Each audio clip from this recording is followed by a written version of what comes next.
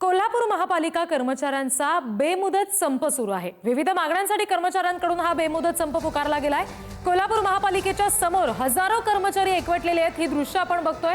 कर्मचाऱ्यांकडून प्रशासनाविरोधात जोरदार घोषणाबाजी केली जाते। 7व्या वेतन आयोगाचा फरक, 2% महागाई भत्ता पगारामध्ये समाविष्ट करावा, गणवेश कामकाजासाठी आवश्यक साहित्य पुरवावं, कामगारांच्या रखडलेल्या पदोन्नती मिळाव्यात, आश्वासित प्रगती योजनेचा लाभ द्यावा, अशा काही मागण्या या कामगारांकडून केल्या जातात आणि त्यासाठीच त्यांनी हा संप पुकारलाय।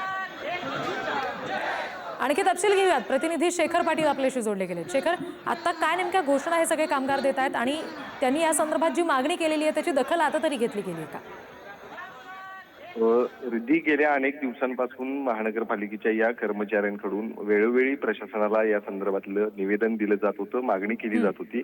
अनेक मागण्या खरं तर विशेष करून त्यांच्या प्रलंबित आहेत। त्यातली एकही मागणी पूर्ण झालेली नाही आणि म्हणूनच त्यांना आता काम बंद आंदोलन करण्याची वेळ आलेली आहे।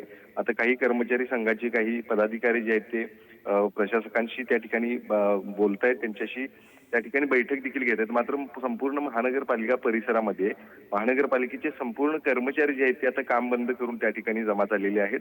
संपूर्ण महानगरपालिकेचा परिसर आता कर्मचाऱ्यांनी अक्षरशः फुलून गेलेला आहे। त्या ठिकाणी एकच घोषणाबाजी सुरू आहे, जी म्हणजे आमच्या गेल्या अनेक दिवसांच्या मागण्या आहेत त्यातल्या काही मागण्या ज्या ते प्रमुख त्या तर किमान मान्य करा, अशी मागणी या सगळ्यांची आहे। आणि यामुळेच या सगळ्यांच्या माध्यमातून तीव्र घोषणाबाजी सुरू केलेली आहे।